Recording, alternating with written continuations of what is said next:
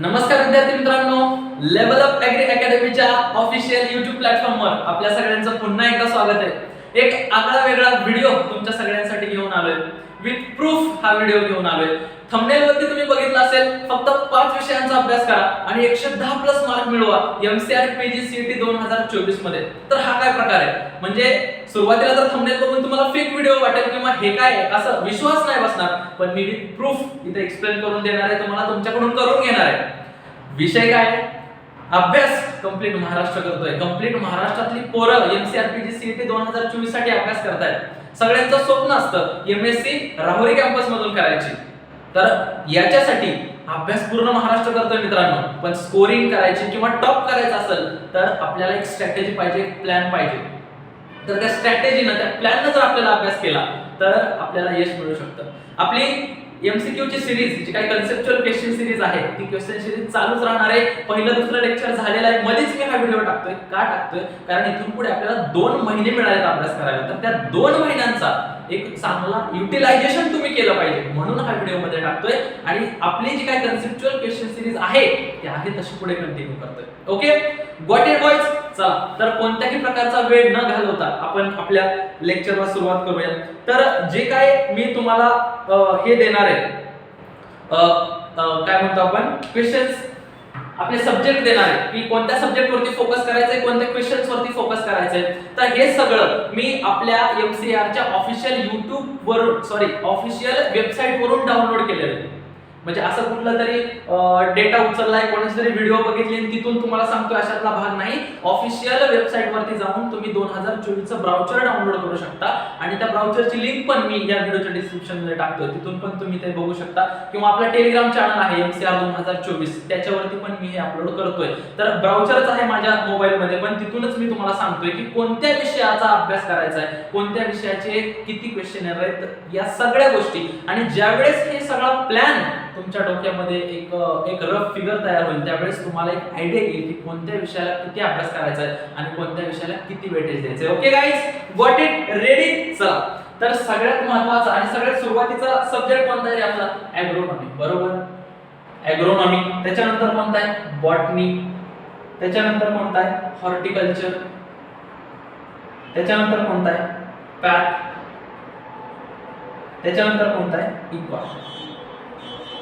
तर या 5 सब्जेक्ट इथं प्लस मी एंटो पण ऍड करतो। आता हे एंटो मी ऍड का करतोय त्याचं पण रिझन मी तुम्हाला सांगतो। तर ॲग्रो, बॉट, हॉर्ट, एंटो आणि पॅथ आणि इकॉन हेच ते 5 सब्जेक्ट आहेत। आता तुम्ही म्हणाल एंटो सेपरेट आणि पॅथ सेपरेट आहे ना सर? हा, एंटो सेपरेट, पॅथ सेपरेट आहे, पण मी हे असं 5 सब्जेक्ट म्हणून वर्गीकरण का केलंय? कारण जेवढा अभ्यास किंवा जेवढा वेळ तुम्ही ॲग्रोनॉमीला देणार आहे, तेवढा वेळ तुम्ही बॉटनीला देणार आहे, तेवढ्याच वेळात तुम्ही एंटो आणि पॅथ हे दोन्ही विषय करू शकता। कळतंय ना?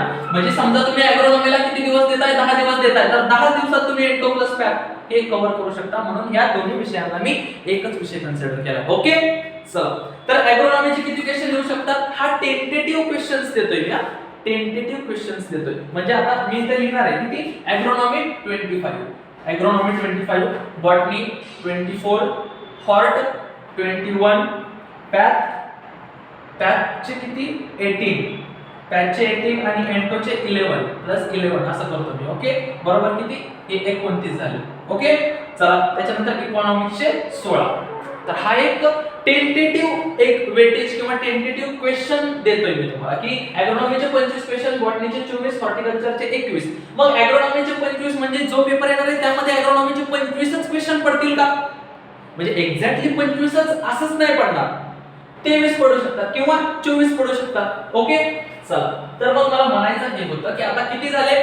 ॲग्रो, बॉट, हॉर्ट, पॅथ आणि इकॉन हे विषय झाले। मग मला हे एंटो आणि पॅथ हे दोन्ही कंबाईन मी का केले? कारण बघा, ॲग्रोनॉमी किंवा हॉर्टिकल्चर या दोन्ही विषयाचा तुम्ही अभ्यास करत असताना ॲग्रोनॉमिकल क्रॉप करताय आणि हॉर्टिकल्चरल क्रॉप करताय। ॲग्रोनॉमिकल क्रॉप मध्ये तुम्ही ज्वार करताय, बाजरा करताय, जे पण तुमचे असतील ते तुम्ही करताय। हॉर्टिकल्चर मध्ये टोमॅटो करताय, पोटॅटो करताय, पोमोग्रेनेट करताय, मँगो करताय, जे पण तुम्ही असतील ते करताय। मग ज्यावेळेस तुम्ही ॲग्रोनॉमिकल क्रॉप करताय, हॉर्टिकल्चरल क्रॉप करताय, त्यावेळेस तुम्ही त्या हॉर्टिकल्चरल क्रॉप असू द्या किंवा ॲग्रोनॉमिकल क्रॉप असू द्या, त्याचा आपण डिसीज मॅनेजमेंट किंवा पेस्ट मॅनेजमेंट करत असतो। मग ज्यावेळेस या दोन सब्जेक्ट आपण डिसीज मॅनेजमेंट किंवा पेस्ट मॅनेजमेंट करतोय त्यावेळेस काय होणार आहे हे एंटो आणि पॅथ आहे त्यांचा 40 to 50% सिलेबस आपण यातच कव्हर करणार आहे कशामध्ये ज्यावेळेस आपण ॲग्रोस आणि हॉर्टचा अभ्यास करतोय कळतंय ना मला काय म्हणायचं कळतंय ना मग त्याच्यामुळे एंटो आणि पॅथला समजा तुम्ही ॲग्रोला 10 दिवस देताय तर एंटो पॅथला सुद्धा तुम्ही 10 दिवसात कव्हर करू शकता कारण ॲग्रो आणि हॉर्ट करताना तुमचा तो सिलेबस कव्हर झालेला असतो ऑलरेडी त्याच्यामुळे मी या दोन्ही विषयांना एकत्र घेतले बघा मग आता तुम्ही टोटल काढा याची टोटल काढा किती येते बघा 24 आणि 25 49 आणि 21 49 इकडचा एक दिला 50 50 आणि 20 70 आणि 30 100 ला एक कमी म्हणजे 99 आणि हे 16 99 आणि 16 किती 115 बरोबर आहे म्हणजे हे झाले 115 मार्क म्हणजे 115 काय क्वेश्चन एका म्हणजे 200 मार्क 200 क्वेश्चन असे ना तर मग हे किती झाले 115 क्वेश्चन म्हणजे किती 115 मार्क तर हेच तुम्हाला सांगायचं होतं की या सब्जेक्ट वरती तुम्हाला काय करायचंय फोकस करायचं आता त्याच्या पुढचे सब्जेक्ट सांगू नंतर काय येतं त्याच्यानंतर काय येतं एक्सटेन्शन येतं बरोबर एक्सटेन्शन येतं इंजिन येतं इंजिन आहे त्याच्यानंतर सॉइल आहे आणि एएचडीएस आहे ओके एएचडीएस आता याचे क्वेश्चन किती येणार एक्सटेन्शनचे 13 8 सॉइलचे 14 आणि एएचडीएस चे 8 हे जे काही आकडे लिहितोय मी ते टेंटेटिव्ह लिहितोय परत सांगतो म्हणजे आता इंजिनचे 8 आहे म्हणजे 8च येतील असं नाही 9 पण येऊ शकतात 7 पण येऊ शकतात आता एएचडीएस चे पण किती 8 आहेत त्याचे 10 पण येऊ शकतात किंवा 6 पण येऊ शकतात पण वेटेज किती द्यायचं हे तुम्हाला कळलं पाहिजे ओके तर हे एक टेंटेटिव्ह आकडे आहेत त्याच्यानंतर कोणते सब्जेक्ट आहेत रे अजून बघा इथे हे जरा वेगळे सब्जेक्ट आहेत म्हणून मी लिहितो कोणते फूड टेकचे किती येतात 8 एबीएम चे पण क्वेश्चन विचारले जातात 6 त्याच्यानंतर बायोटेकचे किती 6 एफएसटी फॉरेस्ट्रीचे 6 आणि कम्युनिटी सायन्सचे किती विचारले जातात रे 3 असे तर हे एक रफ पॅटर्न आहे तुमच्यापुढे की असे क्वेश्चन्स विचारले जाऊ शकतात ओके चला मला सांगायचं हे होतं की याच्यामध्ये अजून प्लस पॉइंट काय आहे तर हे जे काही ईबीएम दिसतंय तुम्हाला ह्या ईबीएम चा अभ्यास आपण याच्यातच करत असतो इकॉनॉमिक्स मध्येच एबीएम चा पण अभ्यास तुमचा बऱ्यापैकी होऊन जातो मग जर समजा हे 6 क्वेश्चन जर तुम्ही याच्यामध्ये ऍड केले म्हणजे 6 क्वेश्चन जर तुम्ही परत याच्यामध्ये ऍड करताय तर तुमचा स्कोर कुठपर्यंत जाऊ शकतो माहिती का 121 पर्यंत जाऊ शकतो कुठपर्यंत जाऊ शकतो 121 किती 121 पर्यंत जाऊ शकतो फक्त तुम्ही एवढा अभ्यास केला एबीएम जर यात इन्क्लूड केलं तर आता राहिला विषय फूडटेक बायोटेक आणि एफएसटी किंवा कम्युनिटी सायन्स तर हे विषय असे की फूडटेक असू द्या बायोकेमिस्ट्री असू द्या सॉरी बायोटेक्नॉलॉजी असू द्या एफएसटी असू द्या किंवा कम्युनिटी सायन्स असू द्या आता ॲग्रोनॉमी हॉर्टिकल्चर प्लांट पॅथॉलॉजी हे जे काय आहे याच्यामध्ये कोणत्या टॉपिक वरती क्वेश्चन येईल हे नाही सांगू शकत आपण मेन टॉपिक वरती क्वेश्चन येणार आहे तो भाग वेगळा पण जर तुम्ही फूडटेक बायोटेक्नॉलॉजी एफएसटी आणि कम्युनिटी सायन्स याच्याकडे जर बघितलं तर याच्यावरती काही वेगळे असे क्वेश्चन जरवेळेस विचारले गेले नाही कारण मी प्रिव्हियस इयर क्वेश्चन पेपर पण बघितले क्वेश्चन पॅटर्न रिपीट होऊ शकतो त्याच्यामुळे याच्या काय फूडटेक बायोटेक्नॉलॉजी आणि एफएसटी आहे याचे रिपीटेड क्वेश्चन्स होतात किंवा कन्सेप्ट पण थोडक्याच आहेत त्याच्यावरतीच क्वेश्चन येतो त्याच्यामुळे याच्या पण ज्या काही नोट्स आहेत त्या पण मी आपल्या टेलिग्राम चॅनल MCR 2024 असा टेलिग्राम चॅनल आहे त्याच्यावरती अपलोड केलेले आहेत तर तिथून या बघा म्हणजे हे क्वेश्चन पण आपले फिक्स झाले असं आपल्याला हळूहळू काय करायचंय आपला स्कोर वाढवायचा आहे एक्झामला एका दिवसाला आपले 2-4 मार्क पक्के होत गेले पाहिजे आणि म्हणून ही तुम्हाला एक रफ आयडिया मी तुम्हाला प्रोव्हाइड करतोय लेक्चर सिरीज तर चालूच राहणार आहे त्यात वादच नाही पण हे पण तुमच्या डोक्यात असावं की बाबा ॲग्रोनॉमी बॉट हॉर्ट एंटोपॅथ यांच्यावर आपल्याला जास्त फोकस करायचा आहे ॲग्रो हॉर्ट करताना दुर्लक्ष करायचं नाही कशावर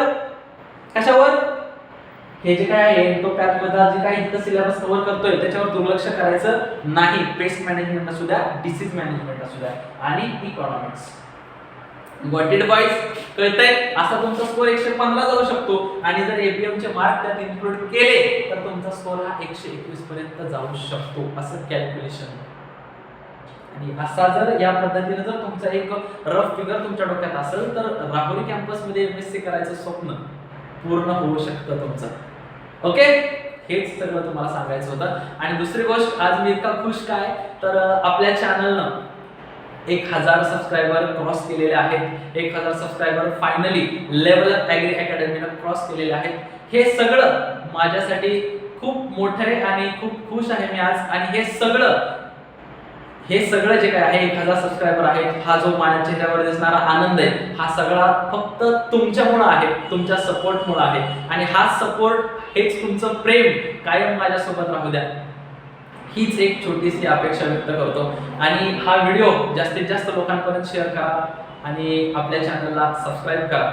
सोबत अभ्यास करू, सोबत सगळेजण मोठे होऊ. चला, तर जास्त वेळ न घालवता थांबतो इथेच. भेटूया लवकरच नेक्स्ट व्हिडिओमध्ये. तोपर्यंत नमस्कार.